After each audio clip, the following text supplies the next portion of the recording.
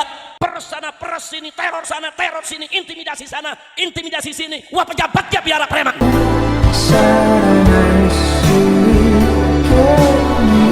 Ini kita lihat sedih, prihatin, saudara. Ini dekadensi moral di kita punya negeri semakin hari semakin parah.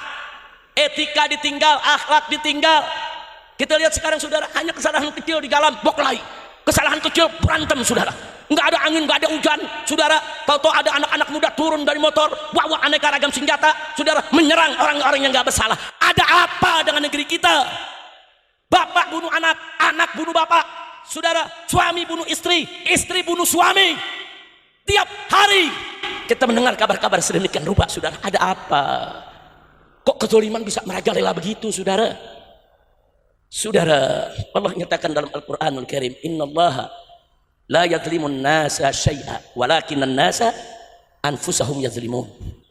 Saudara, jadi sesungguhnya Allah itu tidak menzolimi seorang manusia pun, saudara. Akan tetapi manusia itu yang menzolimi dirinya sendiri. Nah, jadi jangan ada nanti yang berpersepsi atau suudzon kepada Allah, kalau Allah jebloskan hambanya ke neraka, oh Allah ini kejam, Allah ini zalim. Enggak begitu, saudara. Allah sayang kepada hambanya. Allah berikan jalan kepada hambanya, ada jalan baik, ada jalan buruk, dan Allah sudah kasih tahu dalam kitab sucinya. Jalan baik itu menuju ke surga, jalan buruk itu menuju ke neraka, saudara. Faman syaa'a falyu'min wa man syaa'a falyakfur. Allah kasih jalan. Nah, kalau dia memilih jalan keburukan terus masuk ke neraka jahanam, jangan salahkan Allah. Bukan Allah mendolimi dia, dia yang mendolimi dirinya sendiri, saudara. Nah, jadi ini yang terjadi, dan ini terjadi di semua lapisan. Dari mulai lapisan pejabat yang paling tinggi sampai rakyat yang paling bawah, di mana-mana kezaliman, saudara. Negeri kita udah seperti nggak ada hukum. Kita lihat di mana-mana, saudara. Apalagi sekarang preman udah lebih dari pejabat. Per sana per sini, teror sana teror sini, intimidasi sana intimidasi sini. Wah, pejabatnya biara preman. Astagfirullahaladzim, ini negara mau dibawa kemana? Kalau pejabat biara preman, preman udah berani bakar mobil polisi, saudara. Merasa dirinya dekat dengan kekuasaan, merasa dirinya dekat dengan istana. Ada apa ini negeri, saudara? Dari mulai pejabat sampai ke bawah, rusak etikanya, moralnya, akhlaknya, kurang ajar. Masyarakat dibikin ketakutan, masyarakat dibikin tidak aman. Astagfirullahaladzim. Nah ini, saudara, kalau preman dibiarkan, ya begitu. Preman dipiara, kita lapor polisi, polisi nggak berani tangkap. Loh, kenapa? Ada backingnya. Backingnya lebih tinggi daripada jabatan polisinya, saudara. Kalau ini terus dibiarkan, maka siap-siap negara kita akan hancur, saudara. Nah, mungkin 5-10 tahun ke depan udah nggak ada lagi Indonesia. Mungkin kita udah pecah jadi negara-negara kecil. Sumatera negara sendiri, Kalimantan negara sendiri, Papua negara sendiri, Pulau Jawa negara sendiri, bahkan mungkin Pulau Jawa terpecah menjadi beberapa negara, saudara. Nah, kalau kita nggak mau itu terjadi, ya kita mesti lakukan perubahan. Amar ma'ruf nahi munkar mesti ditegakkan. Katakan yang hak itu hak, yang batil itu batil. Nggak main-main menyampaikan kalimatul hak amama sultanil jahir, itu afdolul jihad. Sebagus-bagusnya jihad, sehebat-hebatnya jihad, sampaikan kalimat yang hak di hadapan pemimpin yang zalim. Siapapun pemimpinnya, sudah. Amar ma'ruf nahi munkar mesti terus digalakkan. Nah, kalau amar ma'ruf nahi munkar tidak digalakkan, ya begini jadinya. Kemunkaran di mana-mana, kemaksiatan di mana-mana. Bagaimana orang bisa aman? Naik mobil di lampu merah lagi tenang, saudara, tahu-tahu kaca depannya dihantam dengan golok, dihantam, saudara, dengan celurit. Nggak ada angin, nggak ada hujan, nggak ada kesalahan, saudara. Bisa merajalela begitu. Geng motor, saudara, yang merusak, yang menyerang orang, saudara, begal-begal, saudara. Inna lillahi wa inna ilaihi raji'un. Nah, jadi saya hanya ingin menyampaikan itu semua kezaliman nggak boleh kita lakukan. Dalam satu hadits qudsi, saudara, Allah berfirman sebagaimana diriwayatkan oleh Nabi kita Muhammad sallallahu alaihi wasallam, di mana Allah menyatakan, ya ibadi inni haramtu dzulma ala nafsi faja'altuhu muharraman bainakum fala tadzalamu. Ya ibadi, kata Allah, hei hamba-hambaku, inni haramtu dzulma ala nafsi, sesungguhnya aku mengharamkan kezaliman atas diriku. Artinya Allah sendiri mengharamkan kezaliman itu atas dirinya, saudara. Haram. Makanya Allah nggak pernah melakukan kezaliman. Tadi sudah kita bacakan ayatnya, saudara. Innallaha la yadzlimun nasa syai'a Allah nggak pernah menzalimi seorang manusia pun, saudara, dalam hal apapun. Nah, selanjutnya Allah nyatakan waja'atuhu muharraman bainakum, dan aku jadikan kezaliman itu sebagai sesuatu yang diharamkan di antara kamu. Selanjutnya Allah mengatakan fala tadzalamu, jangan sekali-kali kamu saling menzalimi. Gak boleh menzalimi, itu berat, saudara. Satu, jangan kita zalimi diri kita sendiri. Orang menenggak minuman keras, dia menzalimi dirinya sendiri, dia merusak dirinya. Orang judi, saudara, itu juga dia merusak dirinya. Banyak orang dulu bertanya-tanya, apa betul judi itu merusak? Lihat sekarang, gara-gara judi orang bunuh-bunuhan, gara-gara judi orang bunuh diri. Gara-gara judi, coba lihat sekarang, di mana-mana, saudara. Jadi kalau orang menenggak minuman keras, orang berjudi, orang berzina, orang melakukan maksiat, dia sudah menzalimi dirinya sendiri. Nah, jadi terlalu banyak sekali kalau saya harus bahas soal kezaliman yang ada di negeri kita ini, Masya Allah. Dari mulai pejabat sampai yang bawah, korupsi ada di mana-mana, saudara. Inna lillahi wa inna ilaihi raji'un. Korupsi udah gila-gilaan. Dulu zaman Pak Harto korupsi masih di kolong meja, masih ada malu, saudara. Begitu reformasi kita pikir makin bagus, nggak taunya jadi repot nasi. Nah, akhirnya apa? Korupsi naik di atas meja. Korupsi naik di atas meja. 10 tahun terakhir kemarin, saudara, yang banyak bohong, banyak dustanya, saudara, sama meja-mejanya dibuat hari. Jujur aja, kacau tidak? Kacau tidak? Kacau tidak? Itulah Indonesia. Nah, sekarang saya mau tanya, apa kita mau begini terus? Apa mau begini terus? Siap bangkit, siap berakhlak, siap berjuang, siap melakukan perubahan, siap perbaiki negeri. Takbir, sallu ala nabi. Saudara, sebelum saya akhiri, saya mau tanya, kita nyakitin ini, nyakitin itu, ngambil harta ini, ngambil harta itu, Nabi udah sebut bangkrut. Yang saya mau tanya, bagaimana kalau ada pejabat korupsi sampai triliunan? Itu yang nuntut berapa orang tuh? Itu yang disakiti, saya mau tanya, dirugikan berapa orang? Sekampung? Senegeri? Senegeri? Senegeri dia sakiti, senegeri haknya diambil, senegeri dia tolimi. Saya bisa bayangin tuh, pejabat yang model begitu nanti di akhirat ada 270 juta rakyat Indonesia ngantri lagi nuntut dia. Rame-rame ngantri, saya juga mengikuti ngantri. Lo kenapa ngikut ngantri? Ya kan lumayan, pahala dia dikasih kita atau dosa kita dikasih dia. Korupsi besar-besaran habis-habisan, nggak tanggung-tanggung, triliunan. Masya Allah. Cuman ironisnya yang kita sedih, saudara, ini yang kita paling sedih nih, maling ayam digebukin babak belur, ada yang mati, saudara. Yang korupsi triliunan depan kamera masih ketawa-ketawa, dikawal, dapat uang penjara yang bagus. Habib, apa betul sel itu bisa diberi? Bisa. Habib, apa betul di sel itu kita bisa dapat fasilitas ini, fasilitas itu? Bisa. Lo kok Habib tahu? Kan gue pengalaman. Gue tahu yang jual beli di sana, betul? Betul. Nah, Ustaz Sobri juga pengalaman tuh ya, Pak. Nemenin saya di penjara. Bisa. Memang ada ruang-ruang yang disewa kok. Memang ada ruang-ruang yang memang harus bayar kok. Sudah. Jadi mau jadi apa nih kita punya negeri? Nah, gitu saya mau tanya nih. Sekali lagi, mau Indonesia baik? Mau Indonesia bagus? Mau Indonesia jadi baldatun thayyibah? Betul. Nah, kalau begitu saudara, yuk perbaiki akhlak kita. Yang kemarin sholatnya sudah bagus, pertahankan, tingkatkan lebih bagus lagi. Yang kemarin sholatnya masih belum bagus, baguskan sholatnya, saudara. Yang kemarin masih suka maksiat, stop, tidak usah maksiat lagi, saudara. Insya Allah kalau kita semua kembali kepada Allah, Allah akan berikan keberkahan kepada kita, Allah akan berikan kemenangan kepada kita, Allah akan jadikan negeri kita baldatun thayyibatun wa rabbun ghafur. Amin ya rabbal alamin. Kira-kira yang saya sampaikan jelas tidak? Paham semua? Alhamdulillah. Nah, sekarang saya mau tanya lagi nih, sebelum saya akhiri nih, saya mau tanya lagi nih, lihat ke Indonesia nih sekarang ini. Indonesia ini sekarang baik-baik saja atau tidak? Jawab yang jujur, baik-baik saja atau tidak? Terang atau gelap? Terang atau gelap? Yakin? Yakin?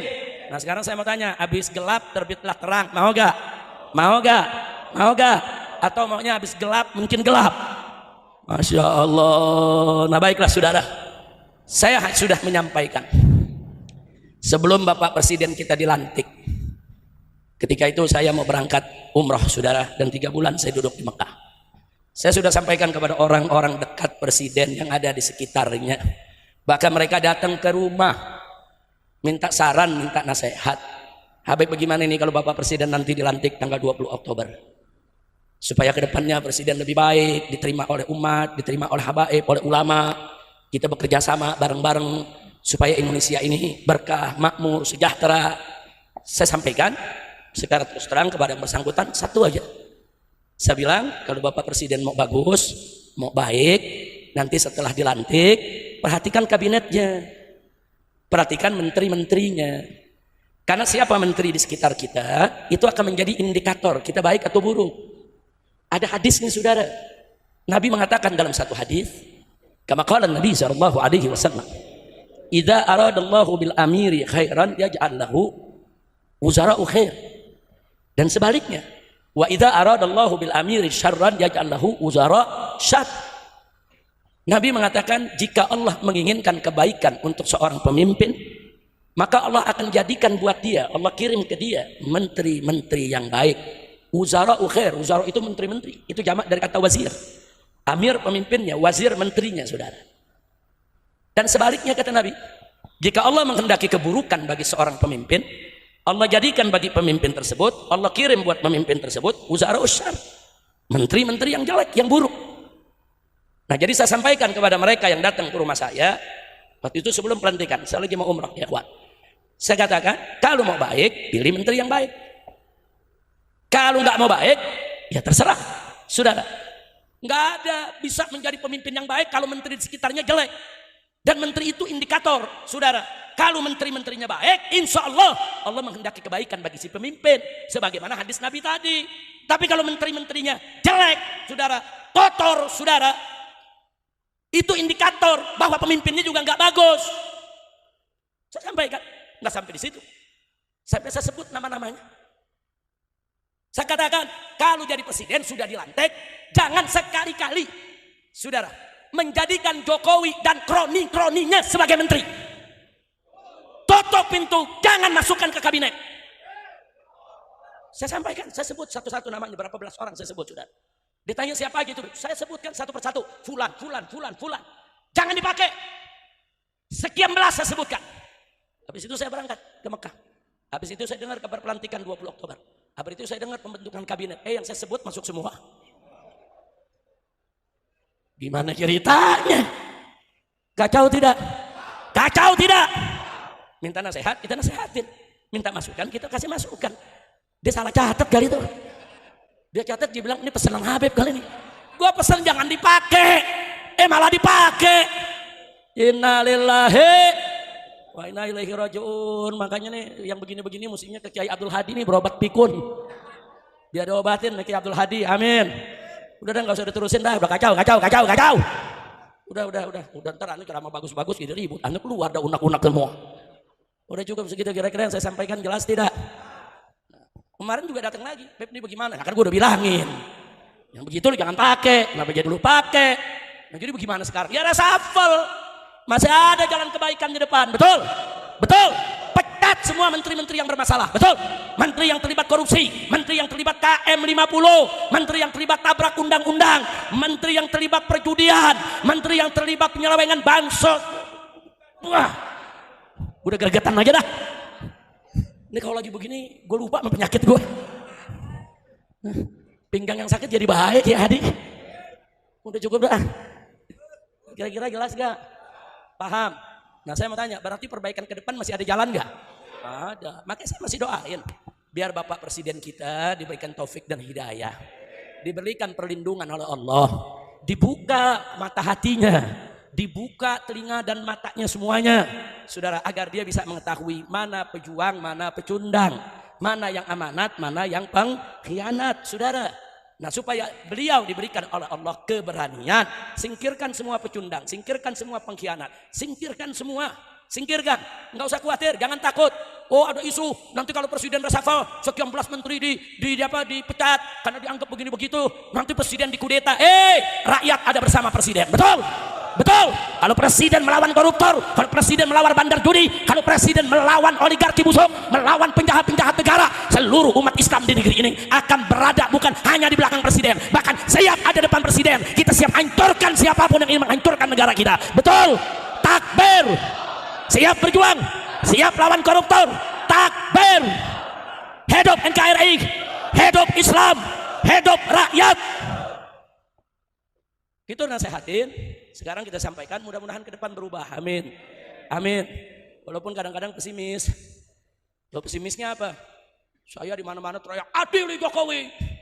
Rakyat mahasiswa di mana-mana teriak adil Jokowi. Ada yang teriak di istana, hidup Jokowi.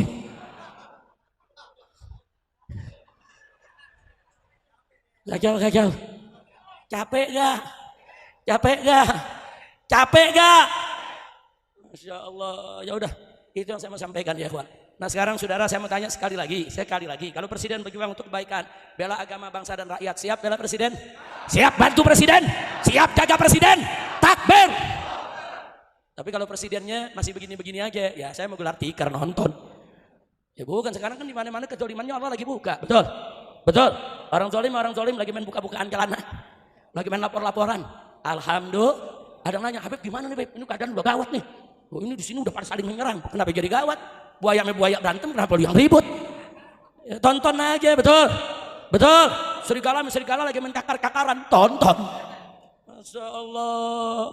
Kalau perlu adu. Kalau perlu, ada yang protes, Habib kok begitu Beb? Adu domba kan haram Beb. Jawab jangan. Halal tahun depan. Ya, bukan lo mau borongan sekarang juga. Jawab jangan. Adu domba memang haram, betul. Adu manusia apalagi, betul. Ayo jawab yang keempat, saudara. Adu domba halal atau haram? Adu manusia halal atau haram? Adu setan? Nah, lu bingung dah lu. Ayo adu setan. Setan berantem. Duhin. Kira-kira jelas gak? Lu jangan nanya setannya siapa. Gua tuh lu mata-mata lu. Kadang-kadang mancing, Beb siapa tuh Beb? Kita sebutin, gua pulang ditanggap. Lu jangan nanya. Kadang itu siapa Beb? Masa lu gak tahu? Yang hadir sini saya mau tanya, tahu setan? Ada setan kepala hitam ada? Tahu? Gak usah nanya. Ya bukan, kita nanya akhirnya urusannya panjang. Udah tahu aja tuh. Ya udah kira-kira jelas ya.